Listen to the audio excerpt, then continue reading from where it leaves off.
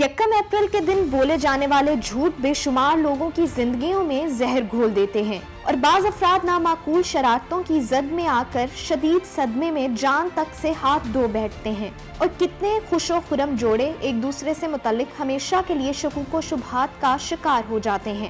دوسری جانب مذاق کرنے والا ان نقصانات کا چاہتے ہوئے بھی کبھی ازالہ نہیں کر سکتا اور پچھتاوا ہمیشہ کے لیے اس کا مقدر بن جاتا ہے۔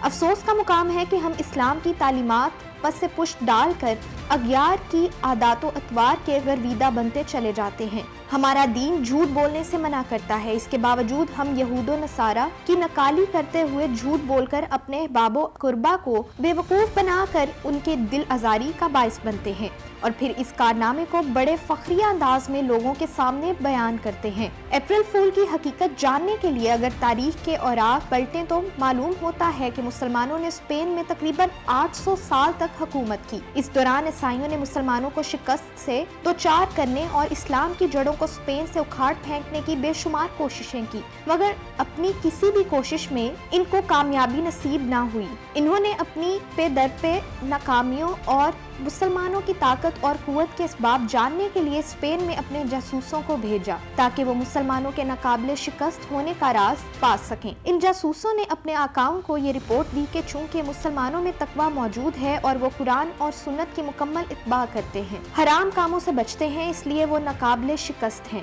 جب انہوں نے مسلمانوں کی طاقت کا راز پا لیا تو اپنی ساری ذہنی قوت اس بات پر خرچ کر دی کہ کسی طریقے سے مسلمانوں کو ان کی اس روحانی طاقت سے محروم کر دیا جائے۔ اس کے لیے انہوں نے یہ حکمت عملی واضح کر دی کہ شراب اور سگریٹ کی مفت ترسیل اسپین کو شروع کر دی۔ ان کی یہ ترکیب کامیاب رہی اور ان اشیاء کے استعمال سے مسلمانوں میں اخلاقی کمزوریاں نمایاں ہونے لگیں، خصوصاً مسلمانوں کی نوجوان نسل اس سازش کا سب سے زیادہ شکار ہوئی۔ مسلمان اخلاقی تنزلی کا شکار ہو کر کمزور پڑ گئے اور پھر جب عیسائی افواج نے اسپین کو فتح کیا تو اس وقت اسپین کی زمین پر مسلمانوں کا اتنا خون بہایا گیا کہ دشمن فوج کے گھوڑے جب گلیوں سے گزرتے تھے تو ان کی ٹانگیں گھٹنوں تک مسلمانوں کے خون میں تر ہو جاتی تھی۔ جب قابض افواج کو یقین ہو گیا کہ اب اسپین میں کوئی بھی مسلمان زندہ نہیں بچا تو انہوں نے گرفتار مسلمان فرما روا کو یہ موقع دیا کہ وہ اپنے خاندان کے ساتھ واپس مراکش چلا جائے جہاں سے اس کے آباء و اجداد آئے تھے۔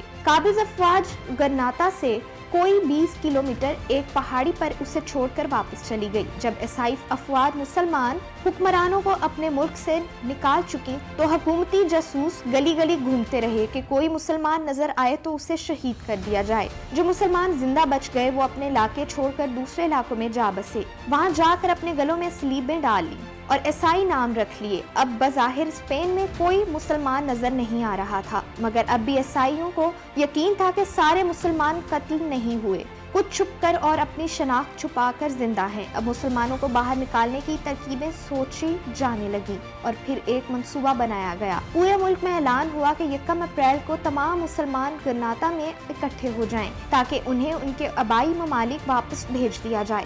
اب چونکہ ملک میں امن قائم ہو چکا تھا اور مسلمانوں کو خود ظاہر ہونے میں کوئی خوف محسوس نہ ہوا، مارچ کے پورے مہینے اعلانات ہوتے رہے۔ مسلمانوں کے لیے بڑے بڑے میدانوں میں خیمے نصب کر دیے گئے، جہاز آ کر بندرگاہ پر لنگر انداز ہوتے رہے۔ مسلمانوں کو ہر طریقے سے یقین دلایا گیا کہ انہیں کچھ نہیں کہا جائے گا۔ جب مسلمانوں کو یقین ہو گیا کہ اب ہمارے ساتھ کچھ نہیں ہوگا تو وہ سب گرناطہ میں اکٹھے ہونا شروع ہو گئی۔ اسی طرح حکومت نے تمام مسلمانوں کو ایک جگہ اکٹھا کر لیا اور ان کی بڑی خاطر مدارت کی۔ یہ کوئی 500 برس پہلے یکم اپریل کا دن تھا جب تمام مسلمانوں کو بحری جہاز میں بٹھایا گیا۔ مسلمانوں کو اپنا وطن چھوڑتے ہوئے تکلیف ہو رہی تھی، مگر اطمینان تھا کہ چلو جان تو بچ جائے گی۔ دوسری طرف عیسائی حکمران اپنے محلات میں جشن منانے لگے۔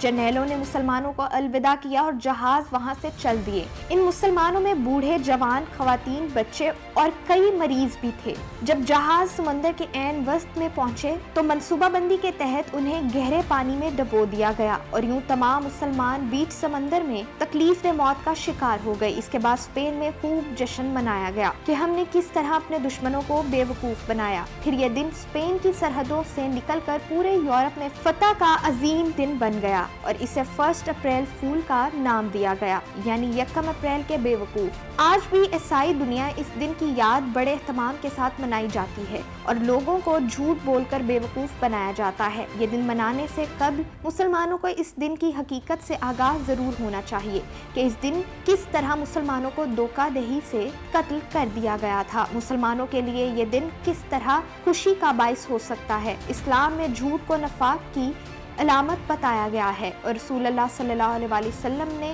جھوٹ کی سختی سے ممانعت فرمائی ہے۔